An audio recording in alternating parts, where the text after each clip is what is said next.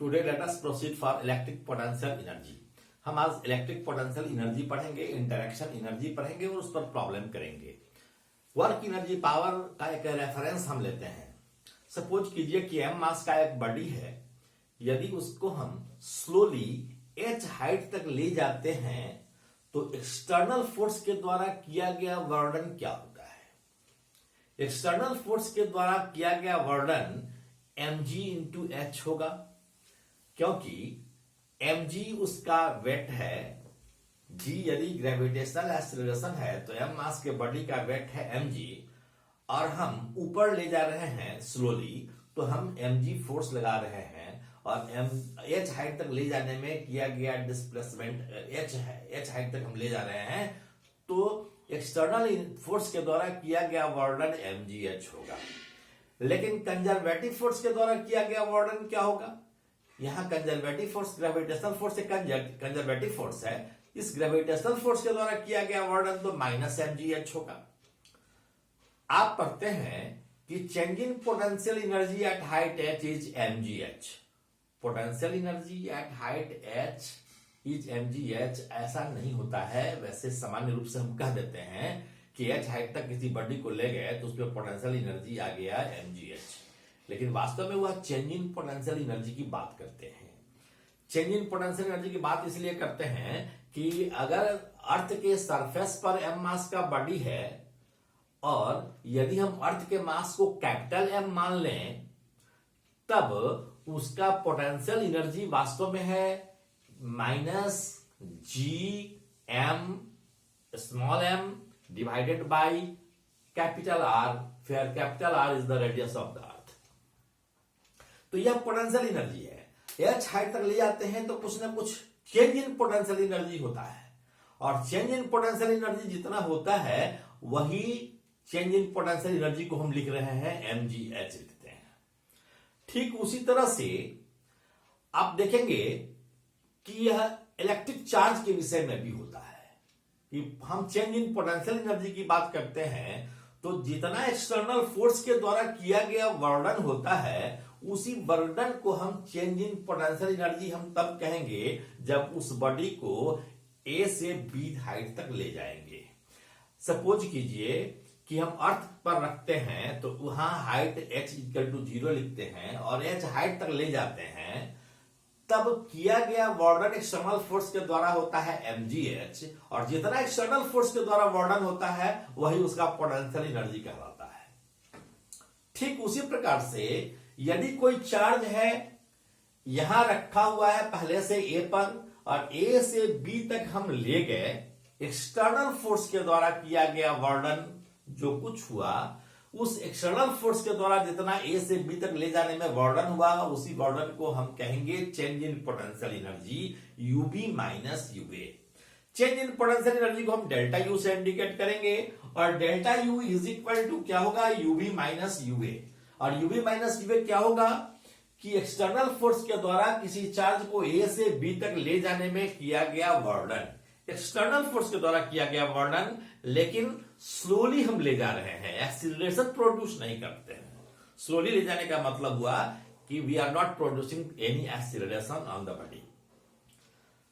तो हम change in potential energy को हम डिफाइन कर सकते हैं कि change in potential energy between two given points is equal to work done by the external force against conservative force। हम ऐसा कर सकते हैं।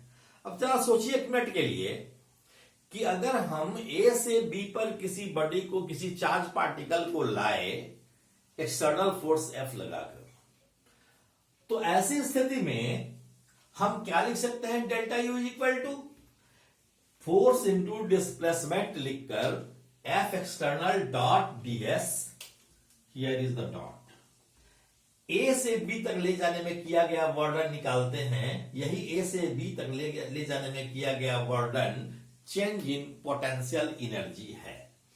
अब जरा सोचिए कि अगर हम Newton's law of motion use करें तो net force must be equal to mass into acceleration. अगर हम A से B तक ला रहे हैं किसी बॉडी को तो कौन कौन सा फोर्स लग रहा होगा, एक्सटर्नल फोर्स लग रहा होगा और कंजर्वेटिव फोर्स लग रहा होगा। तो एक्सटर्नल फोर्स और कंजर्वेटिव फोर्स का सम मास इंटू एक्सीलरेशन के बराबर होगा, लेकिन यहां तो हम एक्सीलरेशन 0 ले रहे हैं क्योंकि हम स्लोली मूव करा रहे हैं चार्ज पार्टिकल को, इसलिए एफ एक्सटर्नल बराबर हो जाएगा माइनस एफ सी के, अर्थात external force negative of conservative force होता है। या हम ऐसा कह सकते हैं कि change in internal energy is equal to minus W सी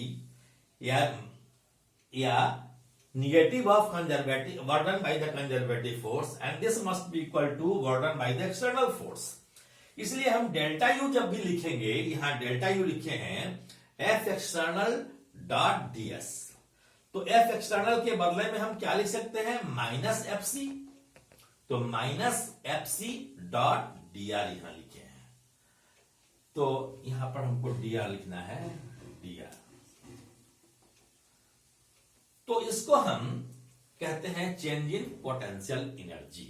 अब हम आपको बताएंगे इंटरैक्शन एनर्जी, इंटरैक्शन एनर्जी। हम यहां देख रहे हैं इलेक्ट्रोस्टैटिक इंटरैक्शन एनर्जी। इसको हम डिफाइन कैसे करते हैं कि कोई पार्टिकल्स है या सिस्टम ऑफ पार्टिकल्स, दूर दूर पर आइसोलेटेड पार्टिकल्स हैं, उन सारे आइसोलेटेड पार्टिकल्स को हम इंफिनिटी से ला रहे हैं और गिवन कॉन्फ़िगरेशन में डाल रहे हैं, यानी गिवन कॉन्फ़िगरेशन एक नया बना रहे हैं, तब उसको एक्सटर्नल, उसको लाने में जो हम एक्सटर्नल फोर्स के द्वारा बर्डन करते हैं, इसी बर्डन को हम उस सिस्टम का पोटेंशियल एनर्जी कहेंगे।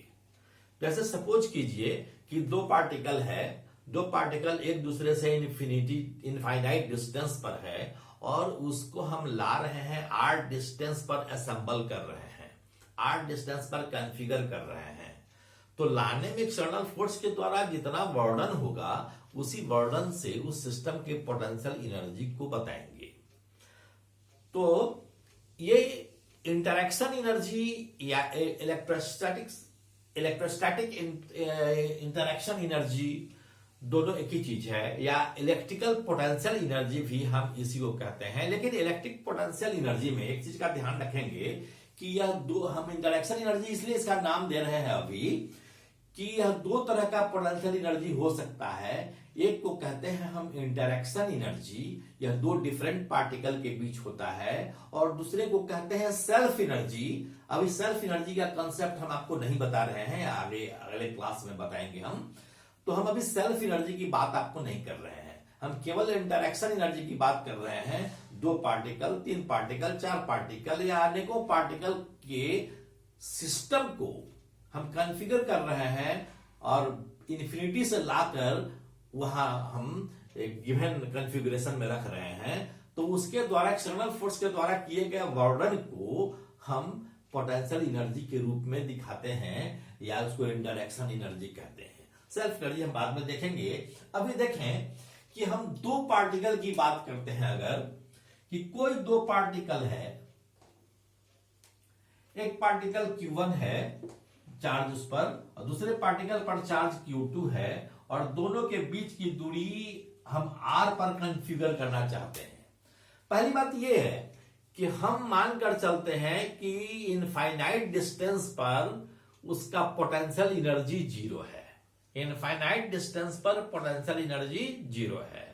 अब हम इनफाइनाइट डिस्टेंस से या तो Q2 चार्ज को Q1 के पास लाए R डिस्टेंस पर, या Q1 चार्ज को इन्फिनिटी से इस पोजीशन में लाए हम, या हम दोनों को इनफाइनाइट डिस्टेंस से R डिस्टेंस पर कॉन्फ़िगर करें।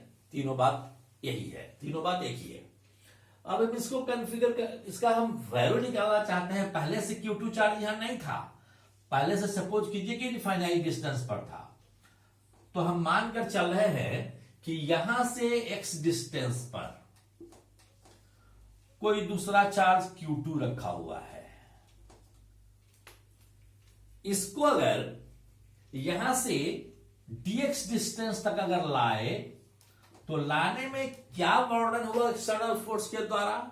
इस एक्सटर्नल फोर्स के द्वारा किए गए बर्डन को हम दिखाएंगे कि dw is equal to F into D X, यह एफ एक्सटर्नल फोर्स के द्वारा, इसलिए W इज इक्वल टू क्या होगा, एक्सटर्नल फोर्स के द्वारा किया गया वर्डन, यह बराबर होगा integration of F external dot dx, हम कह सकते हैं f डॉट dx हम यहां लिखें।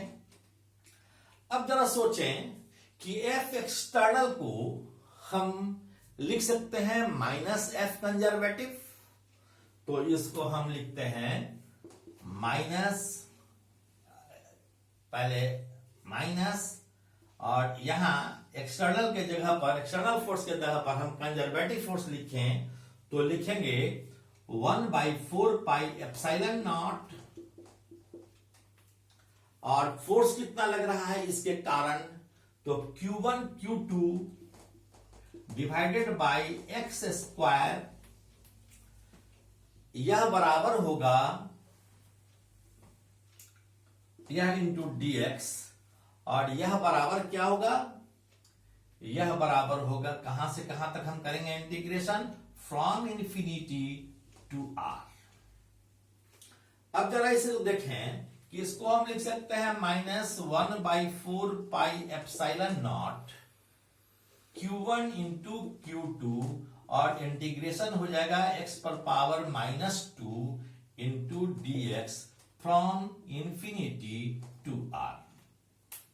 यदि x to the power -2 dx का इंटीग्रेशन करेंगे तो हो जाएगा -1/4 pi epsilon naught Q1 into Q2, और x टू द पावर -2 का इंटीग्रेशन क्या हो जाएगा, x पर power -2 plus 1 divided by -2 plus 1, that is -1/x from infinity to r, and this is equal to minus 1/4 pi epsilon not 1/इंफिनिटी -1/r,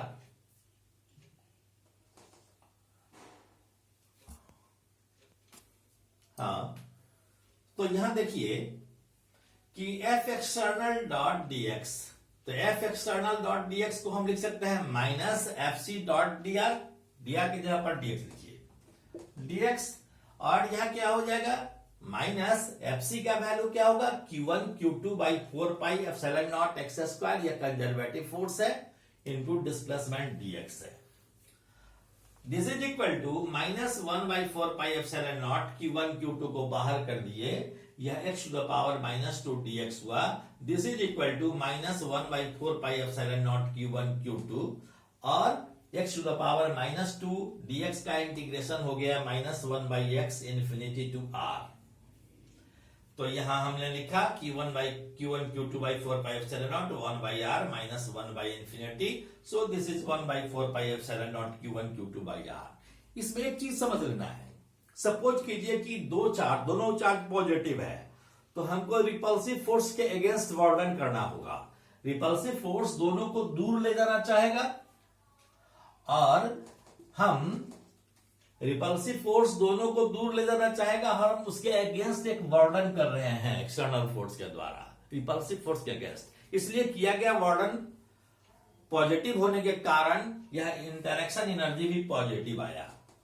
लेकिन यदि एक पॉजिटिव चार्ज होता, दूसरा निगेटिव चार्ज होता, तब एक्सटर्नल फोर्स के द्वारा किया गया वर्डन जो होता वह निगेटिव आ जाता, और तब यह वैल्यू हमारा क्या होता, निगेटिव होता।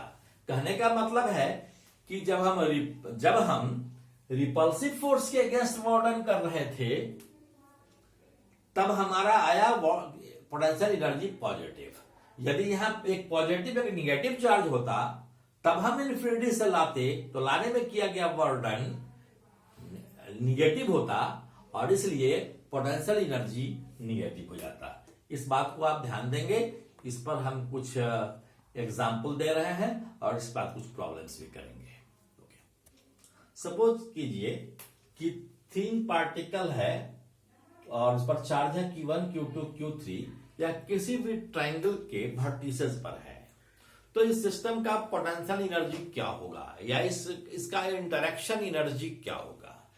तो इंटरेक्शन एनर्जी इसका निकालेंगे कैसे, U is equal to 1/4 pi epsilon naught Q1 और Q2 का इंटरेक्शन होगा। तो Q1 और Q2 के इंटरेक्शन से जो एनर्जी होगा वह होगा Q1 Q2 1/4 pi epsilon naught Q1 Q2 by R। अब इसका इंटरेक्शन Q2 का Q3 से भी होगा, तो लिखेंगे Q2 Q3 1/4 pi epsilon not Q2 Q3 divided by R23 plus 1/4 pi epsilon not Q3 Q1 divided by R31, जहां R12 Q1 और Q2 के बीच का डिस्टेंस है, R23 Q2 और Q3 के बीच का डिस्टेंस है, और R31 Q1 और Q3 के बीच है। हमको करना क्या है कि प्रत्येक पार्टिकल के इंटरेक्शन को दिखाना है। Q1 और Q2 के बीच इंटरेक्शन हो रहा है, Q2 और Q3 के बीच इंटरेक्शन हो रहा है, Q3 और Q1 के बीच इंटरेक्शन हो रहा है। अब अगर हम 1/4 पाई एप्सिलॉन नॉट कॉमन ले लेते हैं तो इसको लिख सकते हैं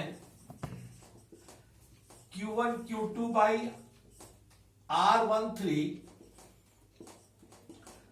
plus Q3 Q2 divided by R23 plus Q3 Q1 divided by R31। अगर मान लीजिए कि 4 सिस्टम ऑफ पार्टिकल्स है, ऐसा पार्टिकल्स होगा, 4 पार्टिकल का सिस्टम है, और यह मान लीजिए कि R यह Q1 है, यह Q2 है, यह Q3 है, यह Q4 है। इसके डिस्टेंस को हमने R12 से एक्सप्रेस किया, इसको R23 से, इसको R34 से, इसको Q1 Q4 को R41 से, और सपोज इसका इंटरेक्शन इससे भी हो रहा होगा तो इसके इंटरेक्शन, इसके डिस्टेंस को हम मान लीजिए कि R13 ले रहे हैं। उसी तरह से इसके बीच की दूरी को हम R24 ले सकते हैं। तब हम क्या लिखेंगे इंटरेक्शन एनर्जी इस सिस्टम का, लिखेंगे 1/4 पाई एप्सिलॉन नॉट कॉमन हो जाएगा सब में, तो Q1 Q2 divided by R12 plus Q1 Q4 divided by R41, Q1 Q3 divided by R13। Q1 का सारा काम हो गया। Q2 का देखें 1 plus Q2 Q3 by R23, Q2 plus Q2 Q4 by Q2 Q4 divided by R24। तो इस तरह से हम सबके साथ सबका इंटरेक्शन कराकर लिखेंगे, तो यह हमारे पूरे सिस्टम का पोटेंशियल एनर्जी हो जाएगा। ठीक है, हम 1-2 प्रॉब्लम करेंगे।